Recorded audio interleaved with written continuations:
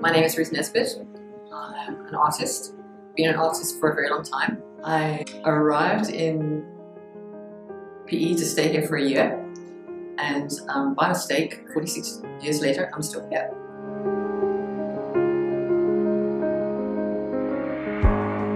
It's about an adventure. Let's face it, life is an adventure for an adult, let alone for a tiny person in this wide, scary world we're in. It actually started with Gofree the giraffe. He is the instigator of the paper boat story. He was always going free, and the first time he went free, one of my friends found Gofree on the beach, and from that point on, he was always hanging out at the beach, and that's where he met Sarah and Jim the dog on the beach. And Sarah decided that they should go on an adventure, and they both said, well, what's an adventure? Jim and Gofree.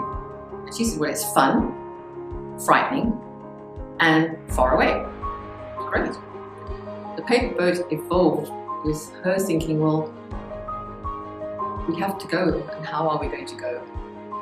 And so she showed them how to make a paper boat.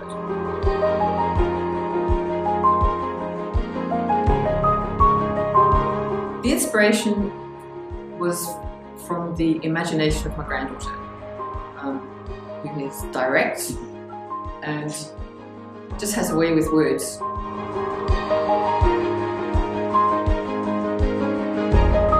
Well, it's an option. It's a great storybook, it's a lot of fun, and on the other hand, the adult can actually read what is on the paper boat, which addresses issues like saving the rhino, or pollution, parenting. Those two levels actually at some point will join, because the child, like Sarah, says, Ruthie, that's me, what's written? What is, please read that to me. And she points to the paper boat. If you miss anything out, they know, even though they can't read, that you're actually missing something out. It's too short, there's something wrong here. And pointing to the boat and saying, what do these words mean? She knows what the other words, because they've been read over and over. What do those words mean? What is that picture there? What is that? And that actually is interaction between you and the tiny person, that you can actually explain, well, there are animals on the world that are extinct. What's extinct? And then you can go down that road. You can go as complicated or simple as you like. That's a brilliant combination. And for me, that is a direct relationship to design activism. That sums it up for me.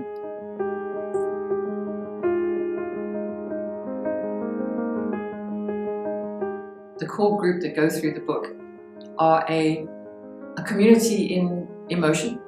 They support each other, they love each other, they respect each other, they're there for each other, and that's something that's the ethos I would like the reader and the listener to take away.